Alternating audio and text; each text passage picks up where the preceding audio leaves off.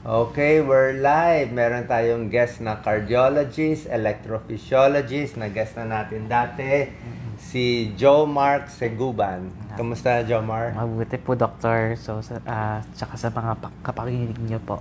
Oo, marami nanonood sa atin last time nung nag-guest Sa mga kita tumatangkilik sa inyo. sa mga fast heartbeat. Si Dr. Seguban, ang expertise niya, cardiologist, tapos nag-electrophysiologist ka pa. Ano yung electrophysiologist? So, Doctor Mas malalim pa yung naral niya kaysa ang sa mga akin. cardiologist, meron siyang mga different subspecialization eh. Okay. So, mainly, ang electrophysiologist, kami po yung mga specialista sa kuryente sa puso. Kami po ay mga electrician ng puso. Mas malalim pa yon. So, bukod sa 10 years tayo nag-doktor, di ba? 3 years internal medicine, 13 years, 3 years cardiologist, 16 years na tayo nag-aaral. Tapos nag-electrophysiologist ka pa. Ano yun? Plus 1? Plus 2? Plus 2 years. Plus 2 years. So, 18 years siya nag-aral para lang aralin yung kuryente sa puso. So, yan ang problema ng kababayan natin. So, 18 years siya nag-aral para tulungan kayo.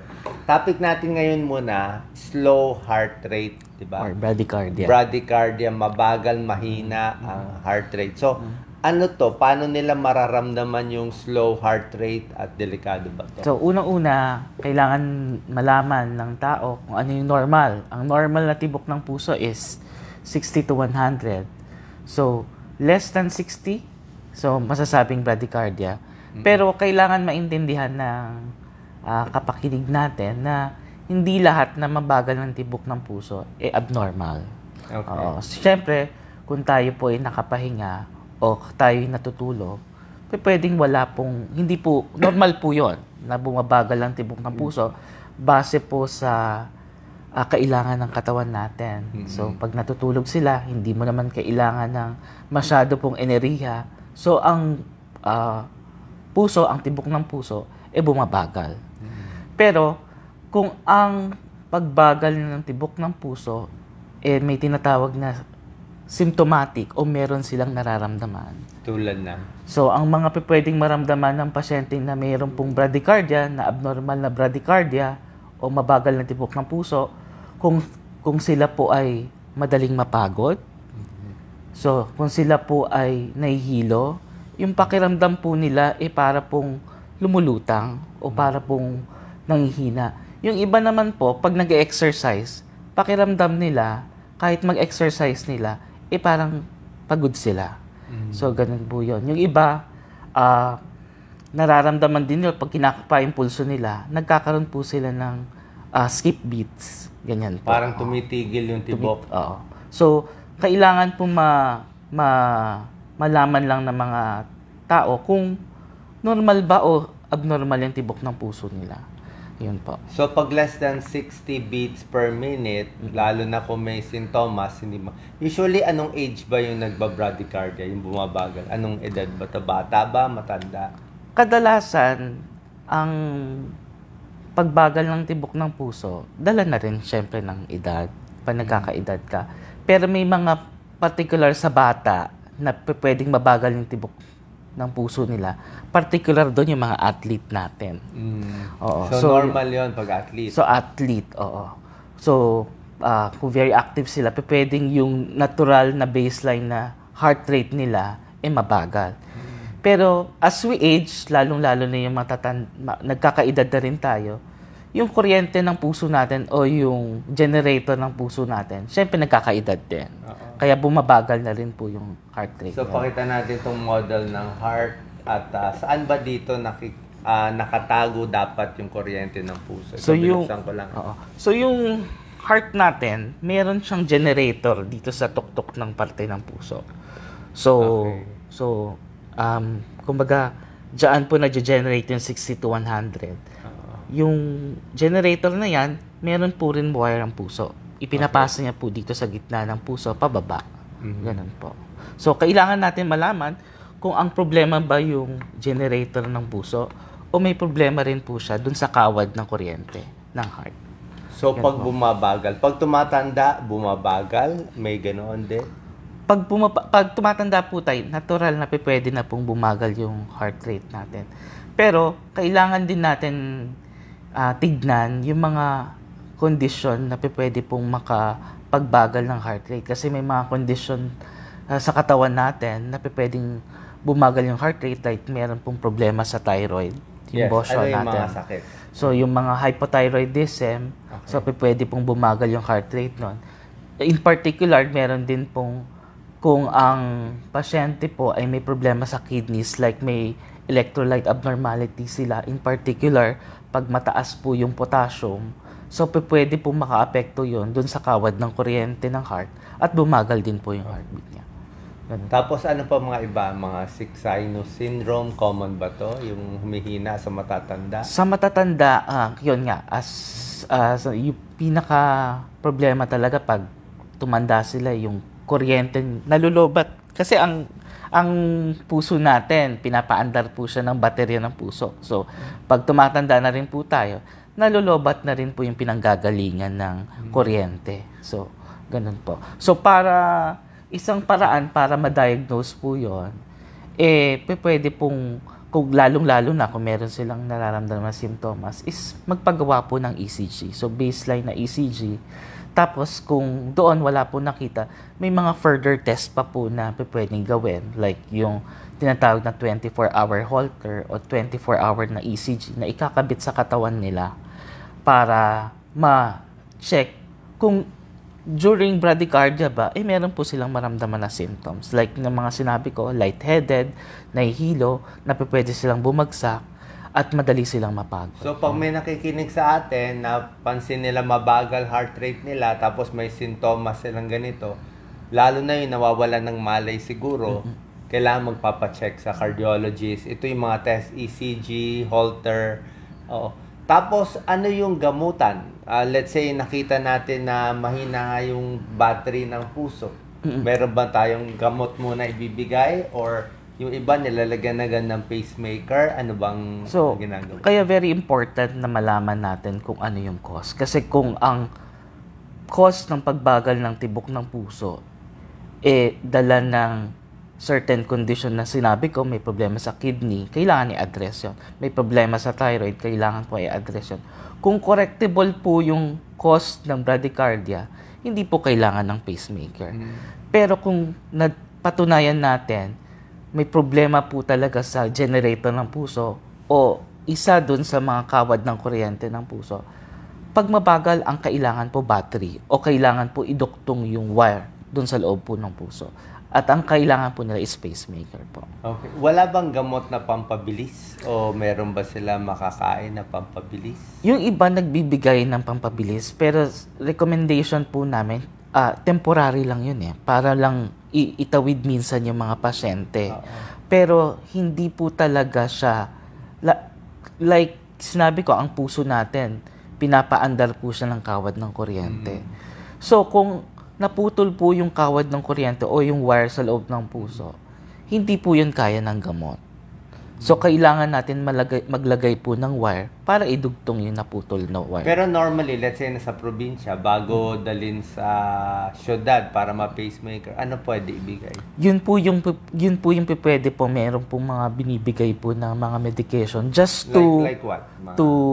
Salbutamol, ano ba binibigay? Ganun po. Yung iba nagne-nebulize, nagtaterbutalin. Although, ang recommendation ngayon, hindi na rin po siya mataas po yung recommendation. Pero, para lang po may maibigay at maitawid po ang pasyente, mas maganda pa rin po na meron tayong maibigay. Pero ang kailangan po talaga, kung tinatanong po natin kung ano po yung definitive na kailangan, pacemaker po. May pacemaker ka dyan? O, babakita natin sample.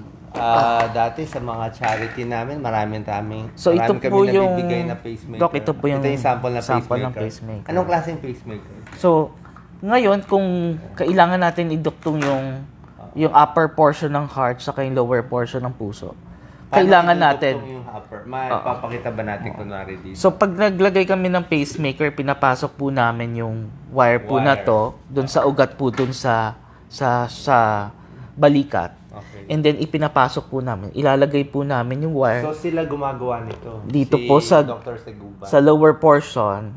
Yung isa lalagay mo dito sa ventricle. Sa ventricle. Paano siya dumidikit dito sa ano? Kung makikita nyo yung dulo po ng wire, meron siyang parang screw. Kailangan niya talaga siyang May hook siya. ma-hook doon sa muscle po ng heart. Pag na-hook siya, hindi na siya matatanggal? Hindi na po. Pero syempre, for the first 2 weeks, pagkalagay po namin, kailangan pong wag magmaneho, wag mag-swimming. So, kailangan pong mag-ingat. Kasi may... Unless mahila. Mahila, opo. O nahila, pwede matanggal. Pwede pong matanggal. Opo. Pero pag tatanggalin na, hinihila din, di ba? Opo. Pwede rin. Opo. Oo. Tapos, kailangan... Hindi naman masusugat yun, no? may injury konti, pero hindi naman dapat magkaroon ng pain doon sa pasyente pag nilagay. Okay. So, nilalagay po siya sa lower portion ng heart saka sa upper portion ng heart. Para so, po dalawang wire dapat. Dalawang wire ang ilalagay. So, meron din po mga specialized na tapos nakalagay yung pacemaker dito sa may dibdib. Balikat nung pasyente dito sa dibdib po. Oo. Hindi na mahihila yung wire na yan. Kadalasan po, binibigyan namin ng 3 buwan para tumibay po yung wire sa loob po ng puso. Okay. So, meron pong ibang klase po ng pacemaker, yung wala na pong wire, wireless na po. Ito yung lumang klase. Opo. Magkano yung ganitong pacemaker pag sa hospital nila gagawin? Aabot po siguro ng mga nasa 300 po. 300,000 ngayon. Opo. Ano nga tawag dito? Dual siya? Dual chamber pacemaker. Wala nang gumagawa ng single? May mga particular po na condition. Pwede pa rin. Opo. Yung mababagal po na atrial fibrillation. Yun. Pwede yun. Opo. So, laging dual na. Opo. Kasi, bakit kailangan ng dual? Kasi, yung puso natin may upper tsaka lower portion ng mas ng maganda parte. pag dual. Para po coordinated yung upper tsaka yung lower portion. Mas maganda. Tapos biglang gaganda na yung sintomas nila. Nawawala na po. Kung yun po yung cause ng kanilang symptoms, yung bradycardia, mawawala na po yung kanilang symptoms. Sa charity ba na makakakuha sila tulong sa PCSO? Yes po, makakakuha po sila. Tapos meron ka pa ibang klaseng pacemaker? Meron pong isang klase, yung wireless na po. Ito pong ganito po kaliit na ini-implant sa loob ng puso. Sige nga, paano tong wireless na maliit na to? Paano siya ini-implant? Pakita natin. Paano siya nilalagay? So, meron pong catheter from the singit. Tapos, inaakyat po yan papunta sa loob ng puso. Tapos, ito ay hinuhook po dito sa lower portion ng heart. So, bali. Sa right, saan lalagay? Sa right pa rin po. Right ventricle? Right ventricle pa rin po. Hinuhook po siya. Hinuhook, iiwan na siya doon? Iiwan na po. Oo. So, pag iniwan, paano siya magiging pacemaker? So, ito po yung mag-generate po ng kuryente. Hindi na galing dito sa SA node. Hindi na po. Galing po sa lower portion pa rin. So, ang una magbi-beat yung ventricle? Ventricle pa rin. Paano yun? Okay lang yun? Hindi na di ba dapat mauna tong atrium? Correct. Pero ito pong klase po ng pacemaker na to, ang kagandahan po sa kanya, meron po siyang kakayanan para po ma-identify yung upper portion ng heart natin. So, para po ma-maintain pa rin yung control ng upper tsaka lower portion ng heart. Pag gumagana pa yung upper? Correct. Opo. So, ano mas maganda? Yang ganyan, maliit, o yung dating lumang style? May mga indikasyon pa rin po. Para... Sige nga, ano mga indication na para dito sa mas maliit na to? Mas mahal ba to? O... Mas mahal po siya. Magkano yung ganito? Aabot po to ng mga 600 pataas po. 600,000? Grabe. Oo. So may mga good for ilang years ba mga pacemaker ngayon? 8 to 10 years. Ito rin 8 to 10 years. Tapos nakikita to sa computer, may mapapagalaw or something? May programmer po kami para po i-control o ipabagal. So life-saving siya. Life-saving. So may mga in particular na indikasyon po yung wireless na pacemaker. Lalong-lalo na yung mga matatanda na po. At meron pong hirap po kami ilagay yung wire dun sa mga upper portion ng heart. So parang mas safe ito. May indikasyon po siya. Lalong-lalo na, kunyari, dito, pagka-check namin, lalong-lalo na yung mga pasyente na ka-dialysis at may access sila dito. Hindi po pwede. So, hindi pwedeng lagyan dun sa upper portion ng heart. Tsaka baka less infection pag ito lang. Yan. Kaysa sa wire, mamaya mag-infect pa yung wire, di ba? So, ito po, yun po yung isa sa mga indikasyon sa mga pasyenteng nagdadialysis na nagamit po yung upper portion ng mga ugat nila at mahihirapan po kami ilagay yung may wire, nilalagay po namin yung wireless na pacemaker. So, pag ganito, connected ka sa Manila Doctors Hospital, Asian Hospital, tsaka saan pa? Medical Center Manila. MCM. So, kaya gawin to lahat? Kaya po gawin lahat. Opo. Okay. Tapos, pag yung mga mahihirap, saan kaya sila pupunta? Pwede po silang lumapit pa rin. Natutulungan pa rin po nila. So, hahanap sa PCSO kung merong tutulong Oo, o sa iba pa? At meron pong mga guarantee letter naman po. Ang gobyerno naman po natin. Itong mga pacemaker, mga imported lahat to eh. So, yung price nila parang worldwide yun, di ba? Yes po. Walang discount ata sa ganito eh. Opo. Yan ang problema eh. Oo. So, ano mga final advice para sa mga ganito mabagal? Siyempre iba natatakot na lang o baka iinom na lang kung anong gamot pero hindi naman gagaling. At malaking hiwa ba yan? Isip nila major, bubuksan yung... Ilang hours ginagawa itong pacemaker? Pakita natin ulit. Yung pacemaker ginagawa within 1 to 2 hours po. 1 to 2 hours so, ikaw gagawa. Operahan po namin sila. Maliit lang po na incision po. Kung gaano po kalaki to, yun po yung kailangan.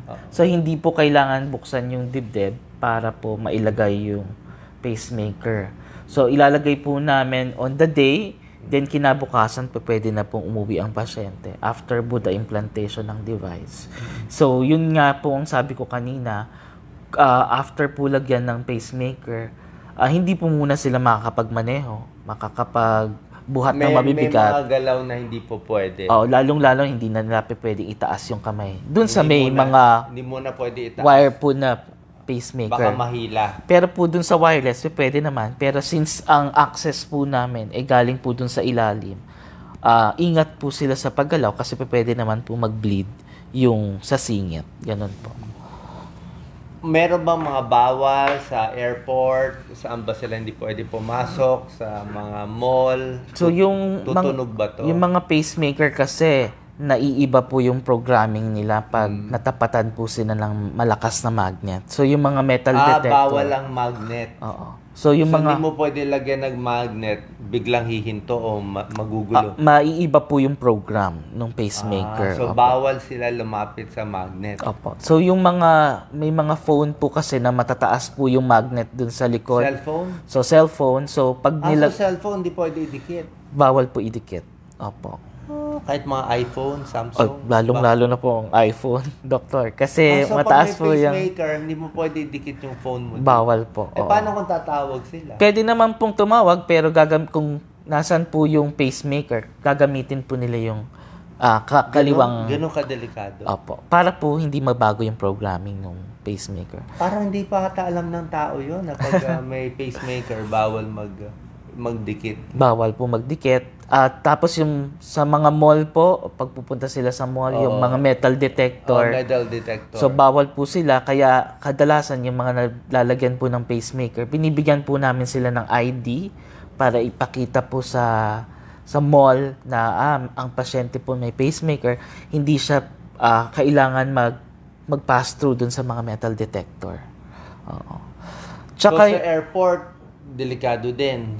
Meron din ata. Opo. Diba, minsan. Mall, airport. Yung mga CT scan, MRI, bawal sila CT, MRI. Ang CT scan pwede kasi ang technology naman po yun is radiation eh. Pero yung MRI, magnetic resonance imaging, so gumagamit po yun ng magnet. Most of the pacemaker naman po na ngayon is MRI compatible. Kaya lang, kailangan po namin ma-program ang pacemaker nila bago po sila mag-undergo ng MRI. Okay, so pag ang problema nyo, slow heart rate, ito, takot kayo dito, pero actually life-saving siya talaga. Talagang hahaba buhay mo for sure ka na 10 years, titibok na nga siya para sa iyo. Life-saving siya talaga eh. Actually, nabasa ko ito nga pinaka-cost effective, di ba? Yes. Sa pampahaba ng buhay. Na patunayan na yan, nag-aral na tayo ng economic na kasi yung iba recurrent pupunta sila sa sa ER. Oo, babagsak sa ER. And yung pagpunta nila sa ER, kadalasan pagpunta nila, yung cost nung pagpunta nila on and off sa ER, eventually mas malaki pa kaysa dun sa paglagay lang ng Inaaral po pacemaker. namin yan. Kino-compute magkano yung gastos para pahabain yung buhay ng 1 year. Let's say, ang pinakamahal nga, dialysis. Diba, ang dialysis in 1 year, ang gastos magkano? 300, 400,000. 1 year lang yon, diba? Ito, merong, mahal nga ngayon 300. Pero yung 300,000, good for 10 years na siya. Tapos after that, papalitan lang yung battery o papalitan na mismo Yung battery lang. Yung naiwan po na wire sa loob, dun lang po namin Hindi naman common nag-i-infect yung wire, no? Hindi naman po. Mababa po ang percentage. Oo. Okay, so thank you so much. Magbabalik kami with another topic